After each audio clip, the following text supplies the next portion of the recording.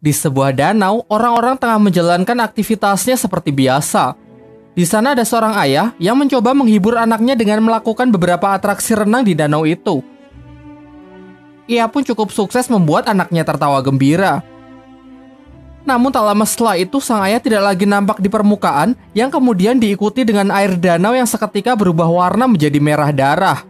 Sangat tragis, ternyata pria malang itu telah dimangsa oleh siluman danau. Kemudian datanglah seorang pendeta yang mengaku sebagai pembasmi siluman. Sebut saja Boy. Dengan ritual-ritual yang Boy lakukan, ia berhasil membunuh seekor ikan pari raksasa, di mana ia mengeklaim bahwa makhluk itulah yang selama ini menjadi monster danau. Warga pun dibuat sangat senang karena kini merasa telah aman. Tak lama setelah itu, datanglah seorang pemuda bernama Jiang.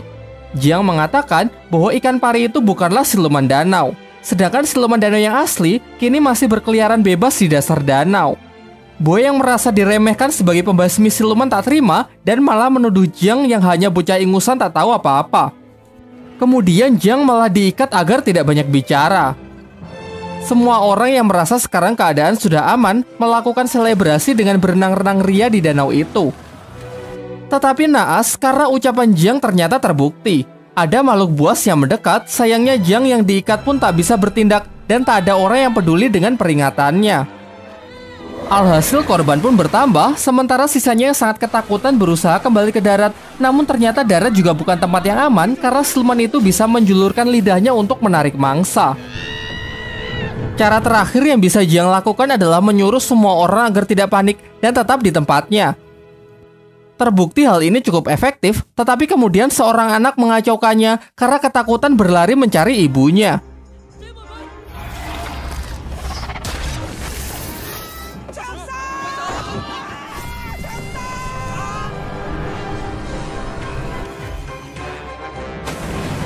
Sang ibu yang tidak bisa menerima kenyataan itu pun frustasi dan menjeburkan dirinya ke danau untuk menantang siluman itu.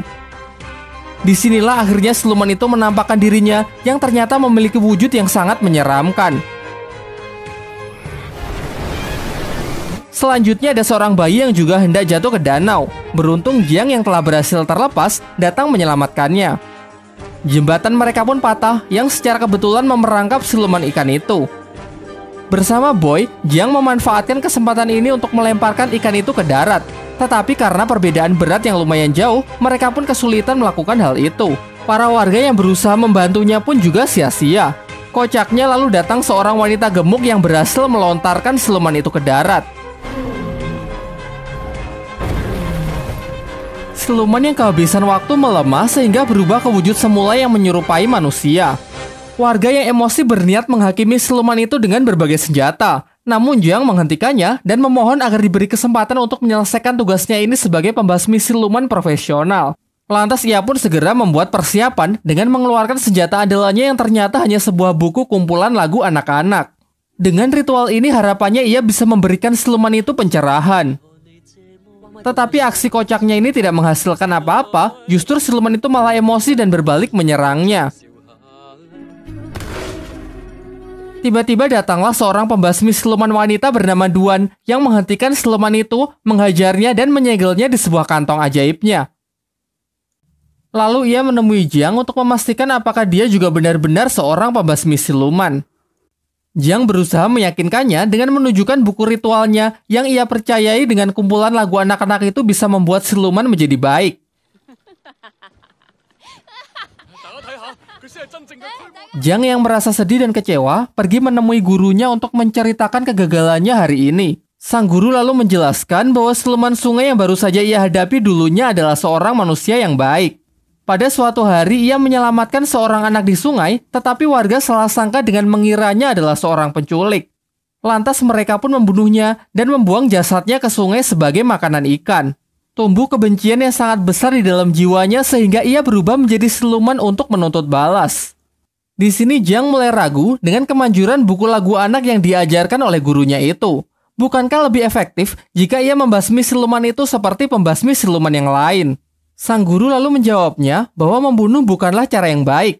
Menghilangkan sifat jahat dan memelihara kebaikan adalah cara terbaik yang bisa dilakukan. Lalu ia juga kembali menyemangati Jiang yang terlihat telah frustasi. Di tempat lain, dua orang remaja datang ke sebuah restoran di tengah hutan. Di sana mereka disambut ramah oleh pelayan yang menunjukkan menu makanan, yaitu puluhan daging babi panggang. Sebagai langkah akhir, si pelayan mempertemukan mereka dengan bosnya, seorang pria glowing yang mempesona. Sampai pria itu membuka mulutnya yang ternyata sangat mengerikan. Mencoba melarikan diri, di sana mereka baru sadar kalau ternyata puluhan babi panggang itu perutnya berisi jasad manusia. Beberapa lama setelahnya, Jiang juga mendatangi restoran itu. Di dalam, ia melihat para pengunjung lain yang sangat menikmati makanannya. Namun bagaimanapun juga, ia ini adalah seorang pembasmi siluman. Dengan mata batinnya, ia dapat melihat mayat-mayat yang berserakan di tempat itu. Ketika ditunjukkan menu babi panggang, dengan jelas ia melihat perut-perut babi itu dipenuhi oleh daging manusia. Kemudian Jiang memberitahu pelayan itu kalau dia ini adalah pembasmi siluman. Sampai pada akhirnya Jiang mengakhiri sandiwara itu dengan memukulnya. Tetapi nyatanya ia belum cukup kuat untuk bisa mengalahkannya. Beruntung Duang, si pembasmi siluman wanita sebelumnya datang untuk mengambil alih pertarungan. Dengan mudah ia dapat menghajar siluman-siluman itu dengan sangat brutal. Meskipun kalah jumlah, ia jauh lebih unggul dengan menggunakan gelang-gelangnya sebagai senjata untuk menghancurkan para siluman itu. Ternyata siluman-siluman itu hanyalah pemanasan. Sekarang tibalah akhirnya ia berhadapan dengan sang bos yang mampu mengimbanginya.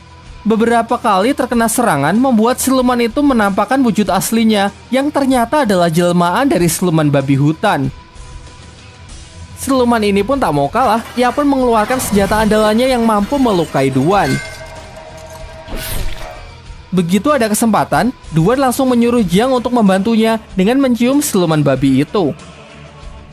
Awalnya Jiang menolak karena melihat siluman itu memiliki wajah yang sangat mengerikan. Sampai secara tak sengaja ia melakukannya yang membuat siluman babi itu tersedot di dalam dirinya. Duan kemudian menciumnya sehingga siluman ini kini beralih di tubuh Duan. Terakhir ia memasukkan siluman itu ke kantong ajaibnya. Namun sayangnya siluman itu sangat kuat sehingga kantong andalannya itu pun hancur dibuatnya. Melihat situasi yang semakin mengkhawatirkan, mereka pun kabur meninggalkan tempat itu yang runtuh. Tiba di sebuah sungai yang aman, Duan membuka pakaiannya dan menyuruh Jiang menekan luka di dadanya untuk menghentikan pendarahan. Jiang yang memiliki cita-cita menjadi biksu pada awalnya menolaknya. Namun karena ini mendesak, ia pun dengan terpaksa melakukannya. Namun ternyata Duan memiliki perasaan yang lebih kepada Jiang, sehingga kini ia meminta Jiang untuk menciumnya. Tak ingin khilaf, Jiang pun menolak dan segera meninggalkan tempat itu. Besoknya Jiang kembali menemui gurunya. Sang guru menceritakan mengenai kisah dari siluman babi yang dihadapi Jiang. Siluman ini dulu adalah seorang pria baik hati bernama Gong. Tetapi semasa hidupnya, ia diperlakukan diskriminatif karena memiliki wajah yang sangat jelek seperti babi. Meskipun begitu, Gong berhasil menikahi wanita yang amat ia cintai. Sayangnya sang istri malah berselingkuh dengan seorang pria tampan. Dan ketika ia mempergoki istrinya itulah, ia kemudian dibunuh menggunakan garpu tanah bermata 9. Karena kebencian yang sangat besar tumbuh di dalam jiwanya, Gong pun bangkit menjadi siluman dan bersumpah akan membunuh siapapun yang ia temui. Setelah mengetahui hal itu, Jiang meminta gurunya untuk membantu dalam mengalahkan siluman babi yang sangat kuat itu. Tetapi sang guru menolak dengan alasan masih sibuk bekerja. Ia kemudian menyarankan kepada Jiang agar meminta bantuan kepada Sun Wukong, sang kera sakti yang kini dikurung di bawah Gunung Lima Jari selama 500 tahun oleh sang Buddha Agung karena kesalahannya menentang aturan langit. Sebelum pergi, sang guru berpesan supaya Jiang berhati-hati karena Sun Wukong ini sangat sakti dan memiliki banyak akal licik. Tak lupa ia juga memberikan buku lagu anak untuk menghilangkan kebencian di dalam hati Wukong. Singkat cerita, Jiang berangkat dengan melintasi suatu hutan. Tetapi di sana ia malah terperangkap oleh sebuah jebakan. Kemudian datanglah kereta pemilik jebakan itu. Mereka adalah sekelompok orang yang mengaku dari barat yang bertugas membunuh siluman sekaligus membunuh pembasmi siluman. Di dalam kereta itu juga keluar beberapa orang lagi yang menjadi tawanan dari geng ini. Geng ini lalu menginterogasi mereka satu-satu, dan jika ada yang terbukti terdapat pembasmi siluman, maka akan segera mereka eksekusi. Jiang yang ketakutan pun mulai ragu untuk mengakui profesinya. Tetapi kemudian Duan mendekat dan mengatakan kalau mereka ini adalah suami istri yang sedang bertengkar. Jiang mencarinya ke hutan, dan secara tak sengaja ia malah terperangkap. Demi untuk membuktikan hal itu, geng tersebut meminta mereka agar melakukan hubungan suami istri. Berbeda dari Duan yang sangat bersemangat, Jiang menolak karena ia adalah seorang biksu. Akhirnya karena tak ada pilihan lain, Jiang pun nyaris bersedia. Sampai ia menemukan sebuah fakta kalau ternyata senjata yang tertancap di tangan Duan hanyalah sebuah mainan. Dari sini pun terungkap bahwa ini adalah sandiwara dari Duan yang sangat mencintai Jiang. Secara terang-terangan ia ingin menikahinya, memiliki seorang anak dan hidup bahagia. Namun dengan tegas Jiang menolak karena ia menginginkan cinta yang lebih besar, yaitu cinta dari Sang Buddha Agung. Hal ini membuat Duan patah hati, kemudian memukuli Jiang, bahkan sampai mengurungnya. Hingga mereka dikejutkan oleh kedatangan Gong si siluman babi yang ingin menghabisi mereka.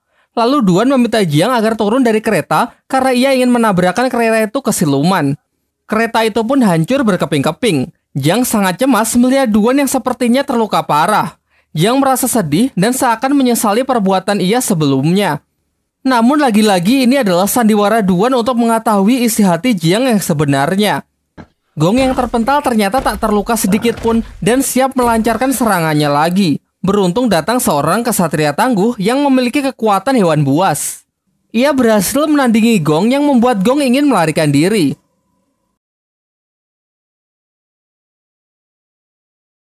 Nampaknya mereka berdua ini tidak saling menyukai satu sama lain.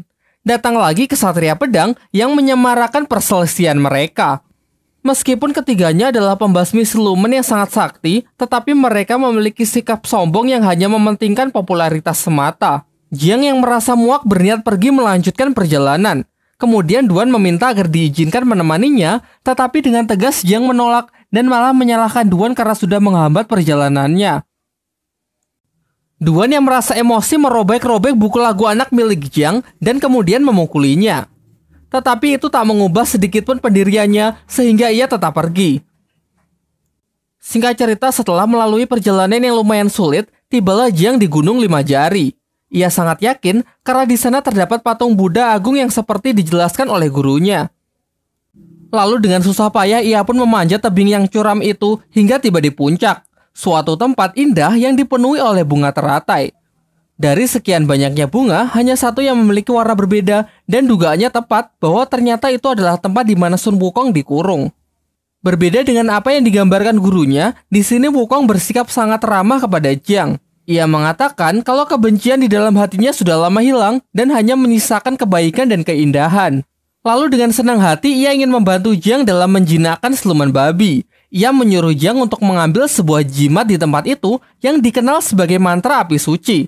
Dengan benda itu, ia dapat menjinakkan siluman babi. Tetapi ternyata Jiang tidak mudah untuk ditipu. Ia menyadari kalau jimat itu adalah sebuah mantra yang digunakan oleh Sang Buddha untuk menyegel Wukong. Seketika sifat Wukong pun berubah 180 derajat yang memperlihatkan sifat aslinya sebagai siluman yang sangat berbahaya. Tetapi sepertinya Wukong memiliki mental illness. Secara paksa, ia mencoba keluar dari tempat itu yang membuat dirinya terkena siksaan cambuk dari kekuatan Sang Buddha. Jiang lalu menasihatinya, jika Wukong bersedia membantunya untuk menjinakkan siluman babi, maka dengan sendirinya kebaikan akan tumbuh di dalam jiwanya, sehingga suatu saat ia bisa keluar dari tempat ini. Awalnya Wukong menolak, tetapi ia berubah pikiran setelah Jiang memberinya sebuah pisang. Wukong lalu menjelaskan bahwa siluman babi ini sangat menyukai pesona wanita yang menari di bawah sinar rembulan. Dengan cara itu, ia bisa memancing siluman babi ke tempat ini. Tetapi masalahnya, di sini tak ada wanita. Sampai Duan datang yang ternyata telah mengikuti Jiang karena merasa khawatir. Ya, meskipun Jiang masih terlihat kurang senang dengan kedatangannya. Tidak punya pilihan lain, Duan yang tidak bisa menari pun diajari beberapa gerakan oleh Wukong. Singkat cerita, di bawah cahaya rembulan Duan menari sembari diiringi musik oleh Jiang. Dari sinilah akhirnya Jiang menyadari bahwa Duan tidak seburuk yang ia pikirkan dan sedikit menyesali perkataan kasarnya sebelumnya. Akhirnya siluman babi itu pun terpancing untuk datang ke tempat itu. Wukong lalu memanggilnya untuk masuk ke dalam lubang dan dengan sihirnya ia berhasil mengubah wujud siluman babi itu menjadi babi kecil yang menggemaskan. Kini dengan mudah Duan pun bisa memasukkan siluman itu ke dalam kantong ajaibnya. Setelah semua itu usai, Duan kembali mengungkapkan perasaannya kepada Jiang. Ia memberikan cincin kepada Jiang sebagai bukti perasaannya. Namun sayangnya Jiang yang masih berharap menjadi biksu bersikeras menolaknya, bahkan sampai berniat menghancurkan jarinya sendiri. Duan yang merasa sangat patah hati akhirnya pun sadar bahwa cintanya memang bertepuk sebelah tangan dan kini ia tidak akan berharap lagi. Ketika mereka akan berpisah, Wukong mengatakan bahwa sudah lama ia tidak melihat indahnya cahaya rembulan karena terhalang oleh teratai putih. Jiang yang bersimpati mencabut teratai itu, tetapi ternyata itu adalah sebuah segel yang sebenarnya. Alhasil tempat itu pun runtuh dan kini Wukong berhasil terbebas. Ia menampakkan wujud aslinya dan berniat membunuh Jiang. Jiang yang sudah terpojok lalu berdoa kepada Sang Buddha yang membuat Wukong semakin emosi. Ia menyiksanya dengan mencabuti rambut Jiang sehingga membuatnya botak.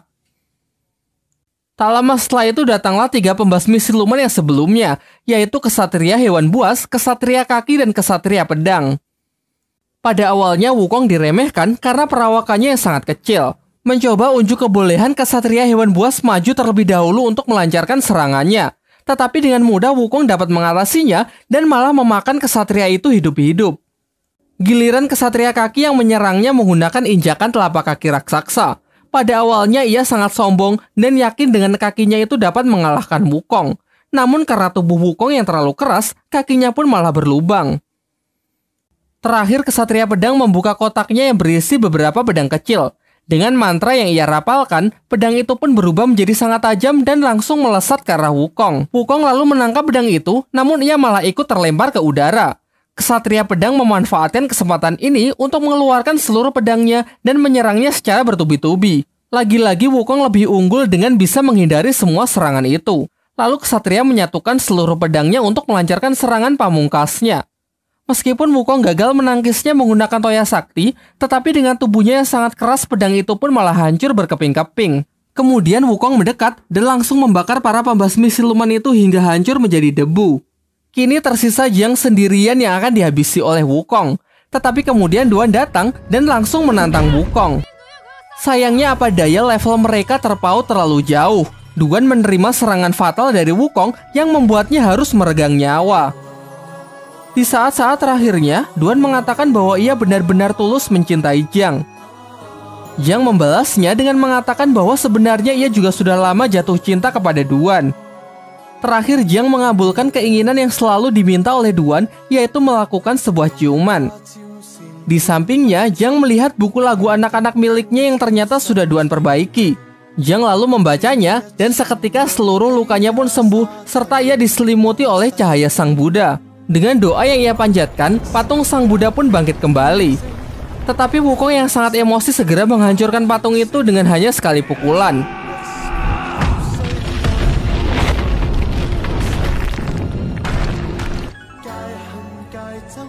Tidak berhenti sampai di sana, di angkasa Sang Buddha Agung muncul dan menyerang Wukong dengan jurus tapak Buddhanya. Wukong mencoba menahan sekuat tenaga hingga berubah ke wujud kera raksasanya. Tetapi nampaknya meskipun ia keras sakti sangat mustahil menahan serangan sekuat itu.